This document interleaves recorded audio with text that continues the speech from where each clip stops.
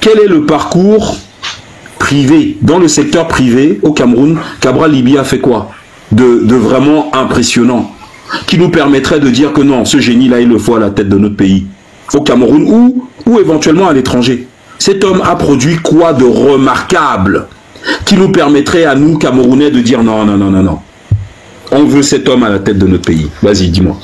En fait, tu veux par là dire que ce sont les diplômes qui garantissent la bonne gouvernance ou bien? Non, moi je ne te parle pas de diplôme, je te parle de fait. Par exemple, tu pourrais avoir un homme qui est un chef d'entreprise extrême. Par exemple, Dangote au Nigeria, oui. D'accord, compte tenu de son parcours, de son résultat sur le plan économique, bah, c'est quelqu'un qui pourrait être demain président du Nigeria.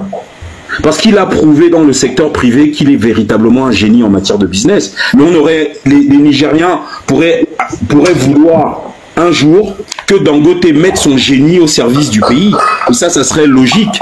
Mais moi, ma question, c'est très bien. Lui, Cabral Libye, quel est son génie qui nous permettrait à nous, Camerounais, parce que je suis Camerounais, de dire que non, ce génie-là, je le veux à la tête du pays?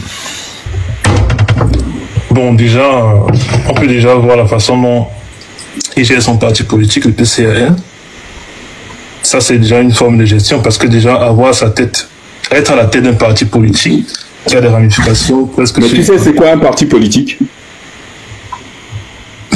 Oui. C'est quoi un parti politique?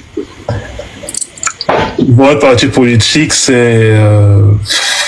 comment définir ça? C'est un groupement d'individus qui soutiennent, qui ont une façon de penser, qui ont des lois aussi, qui ont, je sais pas, j'ai pas les mots exacts, mais... Un parti politique, c'est une association, monsieur, c'est juste une association. Comme tu peux faire une association au quartier. Donc tu es en train de me dire qu'un homme qui gère une association, très bien, peut gérer le pays.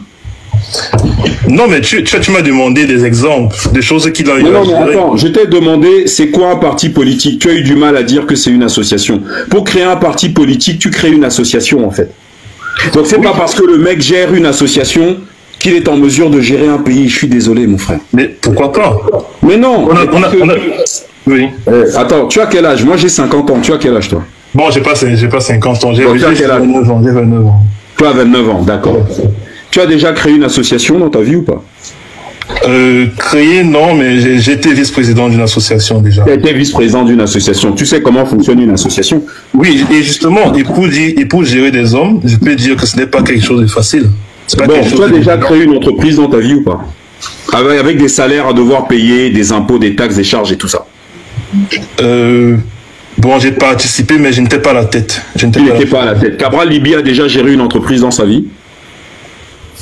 Bon, parce que... Il faut être honnête, pas honnête, hein. Par contre... Je te pose la question. Est-ce que Cabral Libye a déjà géré une entreprise dans sa vie? Même un truc, il n'y a que 2 gars, hein. De ce que je sais, il n'a pas eu à gérer d'entreprise, mais... Il n'a jamais eu à gérer d'entreprise. Donc, en fait, toi, ce que tu nous proposes, c'est qu'un gestionnaire d'association, d'accord, qui n'a jamais géré une entreprise dans sa vie. Gérer une entreprise dans sa vie, mon frère, c'est le stress. Les impôts, les taxes, les machins, les imprévus, les dettes et tout ça. Bon, si tu n'as jamais géré une simple entreprise dans ta vie, tu vas faire quoi à la tête d'un État, mon frère? Fétiche, il faut juste corriger que le PCRN, ce n'est pas non plus qui gère le PCRN. Je dis ça, je dis rien. Attendez, c'est qui fait le PCRN? Tu n'es pas le président du PCRN, non? C'est pas lui qui a créé le PCRN. Non, ça, oui, c'est pas lui. Attendez, mon frère. Attendez, qui est le président du PCRN? Actuellement, je pense que la décision de justice a été rendue. Non, attends, c'est qui? Pourquoi y a-t-il eu besoin d'une décision de justice? Mais parce qu'il y a eu un litige avec l'ancien président Koma. Mais qui est le fondateur du PCRN d'ailleurs? Je pense que c'est l'ancien président. C'est l'ancien président. Donc en fait, lui, il n'a pas créé le PCRN? Il n'a pas créé le PCRN. D'accord, mais attendez, moi je comprends pas. Parce que là, moi je ne connais pas Cabral. Non, il n'a pas créé. Il a un bon, en fait, lui, il est arrivé au PCRN à quelle date? Je crois que c'est après qu'il ait quitté le parti Univers. Ah, il était dans un autre parti avant? Oui. Le parti là s'appelait comment? partie Univers de professeur. Bah alors, mais pourquoi Univers n'a pas marché s'il était là-bas? Non, mais si je me rappelle bien de l'histoire, à l'origine, il voulait aussi créer son propre parti. Mais il a des difficultés. Il a des difficultés. Lesquelles? Mais c'est un génie, non? Pourquoi il n'a pas fait? Non, mais l'appareil gouvernemental n'a pas vraiment facilité les choses. D'accord.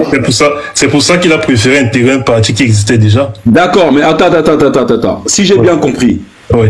Il n'a jamais géré une entreprise dans le secteur privé. Il n'a jamais créé son propre parti. Même ça, il n'a pas fait. Et donc, derrière, il est allé gagner son poste en justice dans un parti qu'il n'a lui-même pas créé. Et vous appelez cet homme-là un génie? Mais ça n'empêche pas que c'est lui qui gère le parti actuellement. Mais non, mon frère, je viens de te donner 3 éléments. Ça n'empêche pas que, si le juge avait dit que non, lui c'est un feignant, c'est un arriviste, on va laisser le fondateur à la tête, donc Cabral Libby sera à la rue. Il serait sans parti politique aujourd'hui. Et pourquoi on l'a désigné? Alors, d'ailleurs, tu peux me dire, quelle est la décision, pour quel motif le juge lui a donné le titre de président du PCRN par rapport à l'autre? Bon, là, je vais être honnête, je connais pas exactement l'intérêt du dossier et tout. D'accord, donc tu veux du Cameroun quelqu'un dont tu ne connais pas réellement le fond des choses, en fait.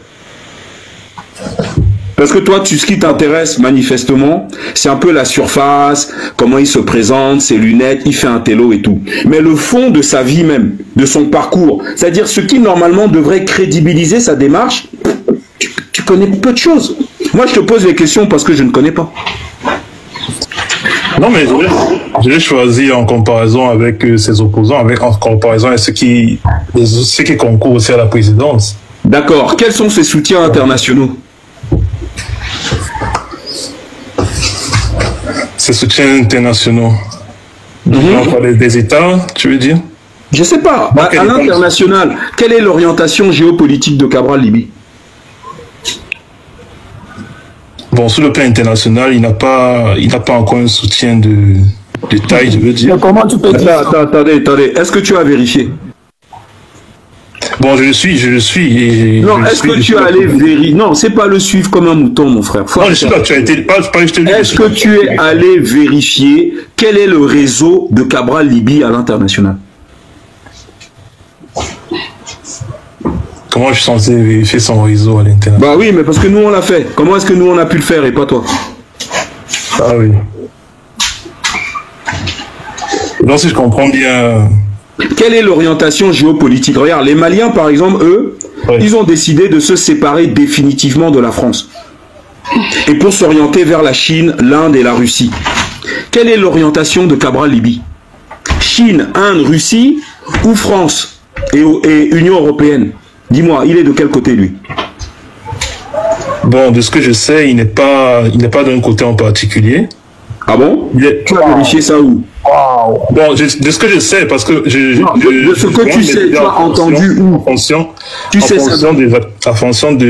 ce que le parti diffuse, en fonction de l'actualité du parti. Bon, vas-y, mon frère, je ne pose plus de questions. Tu as 5 minutes pour nous expliquer ton truc, et on va écouter Monsieur Thierry. Ça, tu avais dit que tu n'as même pas lu le livre de Cabral, parce que même dans son livre... Il a même écrit un livre, hein. Toi, tu parles de qui? Oui, même il a écrit. Non, moi, attendez, laissez-le, maintenant il va dire ce qu'il a dit. Mais attendez. Hein? Je pense que le choix qu'on doit faire doit surtout être orienté vers la capacité de la personne à diriger le pays. Mais il n'a aucune capacité à diriger le pays, étant donné qu'il n'a jamais créé d'entreprise, il n'a même pas créé son propre parti, mon frère. Tu veux quoi? Vous voulez quoi? Vous faites de la télé-réalité. C'est l'avenir de nos enfants, de nos parents.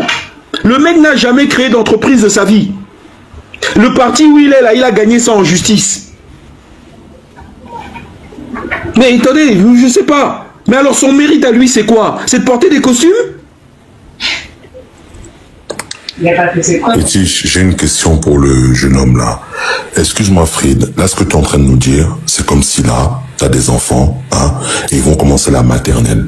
Donc tu vas envoyer tes enfants être gardés par des personnes, éduqués par des personnes que tu n'as jamais vues. Donc tu ne connais pas l'historique, donc tu ne connais même pas où se trouve l'école. C'est exactement ce que tu es en train de faire là. Arrêtez ça, les gars, sérieux. Franchement, prenez un peu de hauteur, allez vérifier. Tu ne connais rien sur l'histoire même du président de ton parti. Tu l'as dit toi-même. Comment est-ce que tu veux nous vendre ça?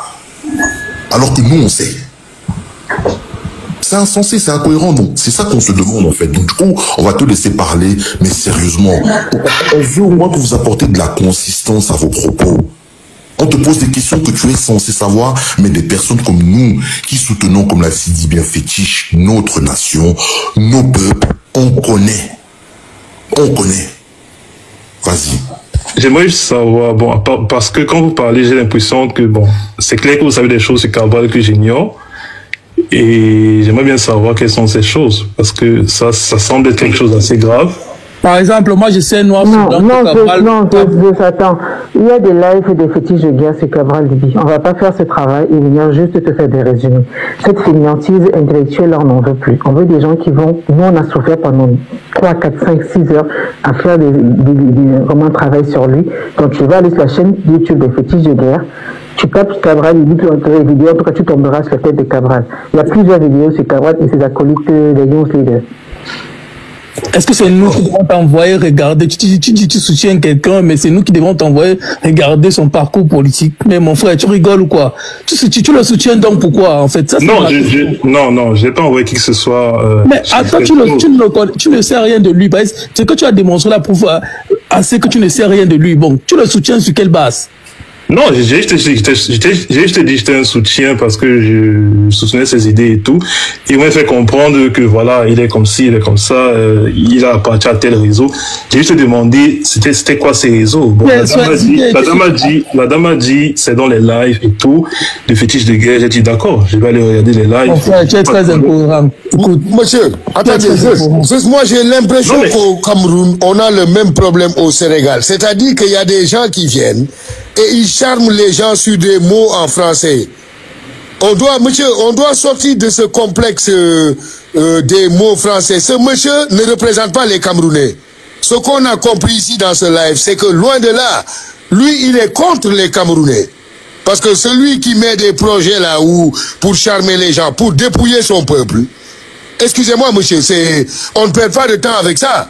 Arrêtez en Afrique d'être charmé par des gars en costard.